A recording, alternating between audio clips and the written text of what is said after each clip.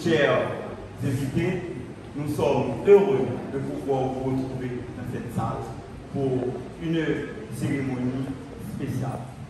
Peut-être vous êtes en train de vous dire pourquoi de telles cérémonies.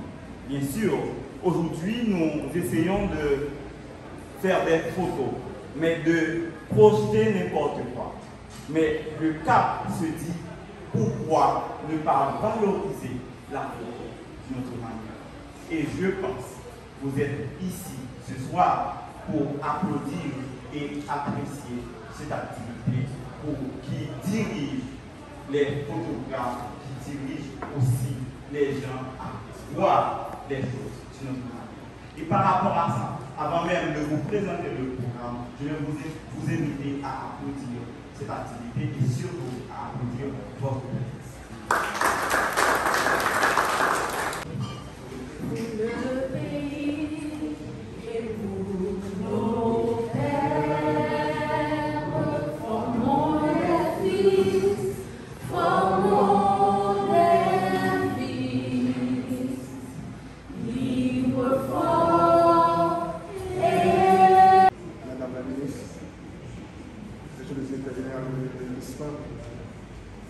Monsieur le ministre de la Culture, différents invités, en bon gratuit, mesdames, messieurs, bonsoir. Un honneur pour moi ce soir de prendre la parole à cette occasion importante, si intéressante, de participer au concours que le GDH avait réalisé. Je dois vous dire sincèrement que je ne trouve pas le verbe pour féliciter et remercier l'équipe de l'OGDNH pour cette initiative. Je voudrais aussi profiter de l'occasion pour dire aux ministres qui sont là, la ministre de la Culture, un welcome, travail ici. Vous êtes dans la ville la plus sécure du pays. Vous êtes là, je vous donne garantie. Vous pouvez faire le tour de la ville, sur le boulevard, jusqu'à 2-3 heures du matin. N'ayez pas peur, on est au travail ici. Je suis fier pour vous dire. Et c'est un effort évidemment combiné avec la société civile, le secteur privé, le secteur politique. Et sincèrement, nous sommes encore loin d'être de ce que nous rêvons. Parce que nous, au niveau de la municipalité, nous vendons Cap-Haïtien comme destination touristique, destination Cap-Haïtien, une destination naturelle, une destination événementielle. Et je compte sur vous, je compte sur le ministère de la Culture, je compte sur le ministère du Tourisme. J'espère. Bon, on demande à un bavard d'intervenir. Et ça, c'est un problème. J'ai combien de temps? 2 minutes. 2 minutes. Bon, avec le verre de vin. Bon. Au fait, on voulait que je vous parle du patrimoine culturel du Nord. En fait, en 2 mots, en deux petits mots. Nous avons la région la plus riche et qui comporte une concentration de lieux de mémoire qui fait qu'on considère cette région comme le lieu fondateur de la nation haïtienne. Vous savez, le patrimoine culturel du Nord est né du choc de la rencontre de différentes civilisations amérindiennes, autochtones si vous voulez, espagnoles, africaines, occidentales, enfin bref, qui se sont entrechoqués, qui se sont rencontrés ici. Et vous savez, je dis souvent que le Nord est une scène qui comporte une grande cohérence en termes de continuité historique, qui part depuis la venue de ces premières populations paléolithiques qui étaient des chasseurs-cueilleurs qui provenaient de Belize, Yucatan, qu'on appelle des pré-mayas. Vous vous imaginez ce que ça veut dire? Et cette population qui va muter en population archaïque Et ensuite, on reçoit des maisons indiennes qui proviennent du bassin de l'Orénoque, qui vont faire une pause dans les plateaux guyanais et du Venezuela et qui vont remonter la chaîne des Petites Antilles, s'arrêter à Porto Rico et Haïti qui occupe la place centrale, si vous voulez, une position centrale dans l'arc. On appelle ça Sioukoum Caraïbe, dans l'arc des Antilles. C'était une assiette spatiale, toute prête à recevoir des vagues de migration de ces populations, au point que Haïti va devenir le phare de la civilisation taïno de la Caraïbe. Maintenant, comprenez que les Amérindiens vont disparaître. Ils vont être remplacés par des populations venant d'Afrique. Les premières populations venaient de la zone soudanaise, les Peuls, les Toucouleurs, les Mandingues. Ce matin, je disais qu'il y avait des populations, il y avait des Juifs au début de la colonisation espagnole. Il y avait des gens qui provenaient du Maghreb. Et une bulle de la couronne d'Espagne va interdire l'esclavage dans les Antilles de populations non noires. Ce qui fait qu'on va continuer à recevoir des populations venant de la zone soudanaise. Et puis plus tard, pendant la colonisation française, on va avoir des populations venant de la zone guinéenne. Et ensuite, il y aura une prédominance bantou, ce qui fait qu'on a une mosaïque de culture africaine métissée aux apports, les apports européens, et qui, au début, on a vu dans certaines traditions, qui sont celtiques, druidiques, même orientales, qu'on retrouve dans les lieux de mémoire. Quels sont ces lieux de mémoire? Nous sommes à la période des fêtes patronales. Sous vos applaudissements.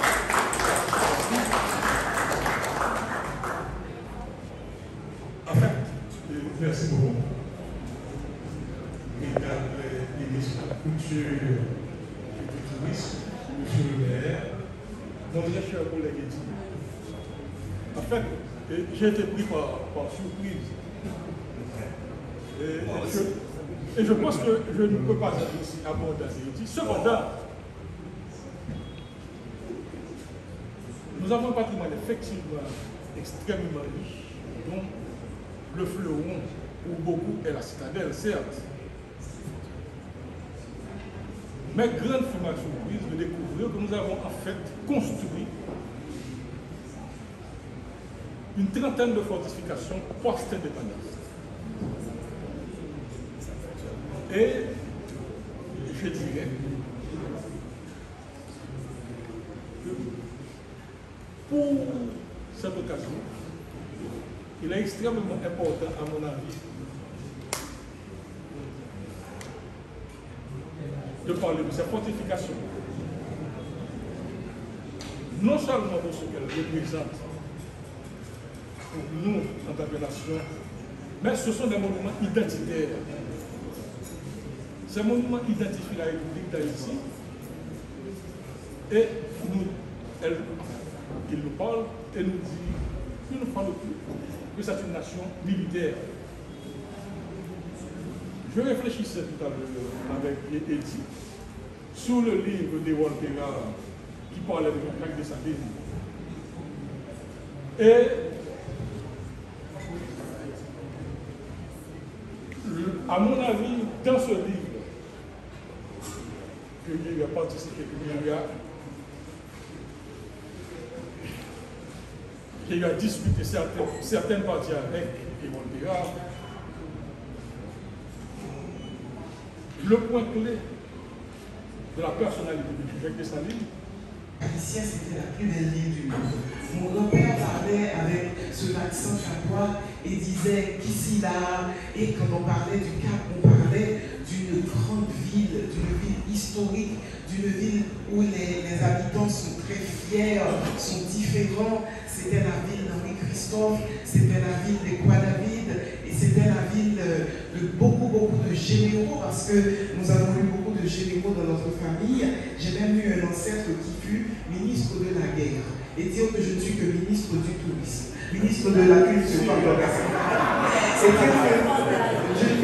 Et dire que je ne suis que ministre de la culture, quand l'autre, lui, a été ministre de la guerre. Et tout ça est attaché à une mémoire canoise, à quelque chose de très fier, de très vivant, d'historique, comme une leçon donnée chaque jour et plusieurs fois par jour au monde. Voilà la ville où se trouve le parc national historique. Voilà la ville où a habité Louis-Christophe. Voilà la ville de Capois-Lamour. Voilà la ville où il y a eu l'importante bataille de Vertières. Cette bataille qui a changé non seulement la vie des Capois et des Capoises, mais aussi la vie de chaque Haïtien, de chaque Haïtienne, mais la vie de tous les Noirs du monde. Et aujourd'hui, Vertières, le site de Vertières est ce qu'il est aujourd'hui. Et nous ne sommes pas très fiers de ce qu'est Vertières aujourd'hui.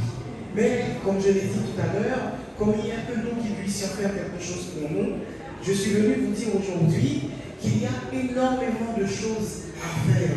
Il va falloir que nous multiplions les Patrick Béliard, que nous multiplions les Capois, les Capoises de bonne volonté, les Eddie Lubet et tous ceux, toutes celles qui sont présentes dans cette salle et qui croient, qui savent qu'il y a quelque chose qui peut être fait et qu'il y a quelque chose à faire pour changer l'image du Cap haïtien, pour changer l'image d'Haïti. Parce que le Cap haïtien peut devenir cette ville charter que nous appelons de nos voeux, qui pourrait donner l'exemple à l'ensemble de la République d'Haïti et pourquoi pas à la Caraïbe. Parce que Haïti est passé par des moments compliqués. Haïti, c'est la dette de l'indépendance. Haïti, c'est les émeutes de la faim. Haïti, c'est l'assassinat du président de la République. Mais Haïti aussi, c'est 1804. Haïti, c'est vous, Haïti, c'est moi. Et c'est ce désir de changer. Et je pense que c'est ce désir de regarder les choses autrement qui a valu aux organisateurs, aux organisatrices de ce concours, parce que nous n'allons pas oublier que nous sommes là pour parler de ce concours qui nous réunit. C'est dans cette idée de montrer l'histoire de ce que nous sommes comme peuple, ce que nous avons consenti comme effort pour acquérir cette indépendance de 1804.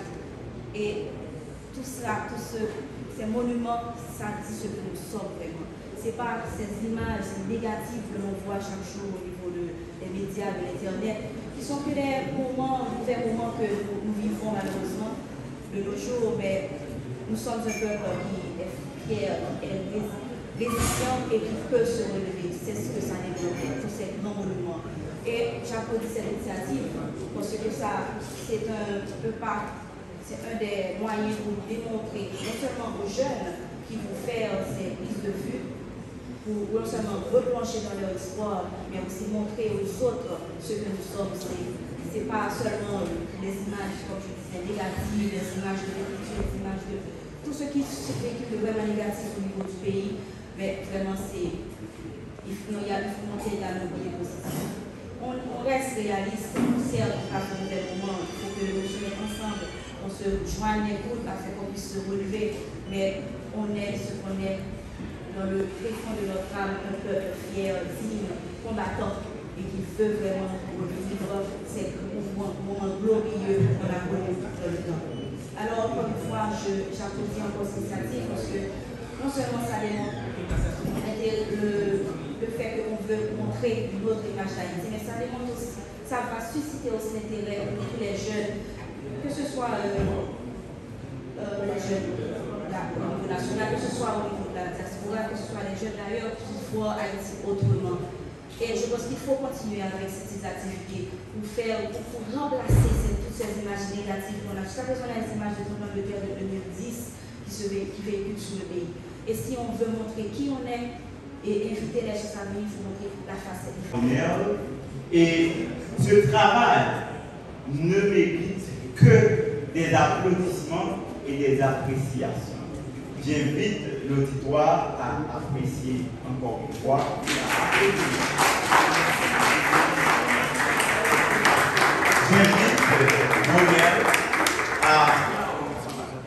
J'invite Ronel pour la remise des certificats de participation.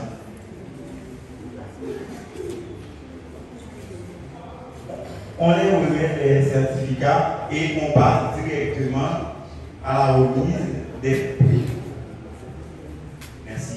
Le temps pour faire défaut, je vais aller très vite.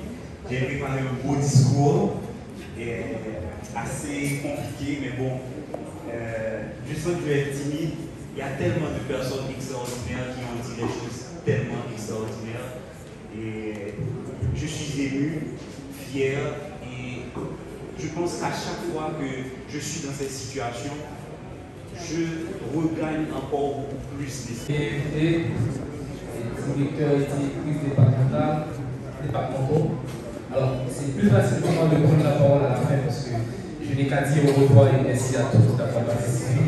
Parce qu'on a entendu tellement de beaux discours, donc, et je veux dire, des notables de la ville, des éminents quiz de la ville, tout ça. Donc, je ne vais pas trop dire. Et je voudrais juste remercier tous les partenaires qui nous ont aidés à réaliser ce concours. Le ministère du Tourisme, le bureau régional du ministère du Tourisme, qui nous vraiment a donné son support pour la réalisation de ce concours. Le bureau régional du ministère de la Culture, la mairie, l'ISPAN et l'UTE. Et je peux même dire la Banque mondiale en fait, qui nous a aidés, qui nous a donné les fonds pour les prix de ce concours. Merci déjà à tout et chacun qui avait pris le temps de photographier ces sites, d'écrire un texte afin de mettre en avant, je peux dire, les valeurs, ou du moins les sites de la destination. Merci à tout et chacun qui a pris le temps de nous aider dans la logistique pour la réalisation de ce concours. Je pense que nous devons en quelque sorte remercier les participants, les premiers gagnants, les deuxièmes gagnants par le chemin et qui peut-être vont marquer, vont immortaliser cette participation à ce concours. Merci à tout et chacun. Et je vais demander au premier gagnant.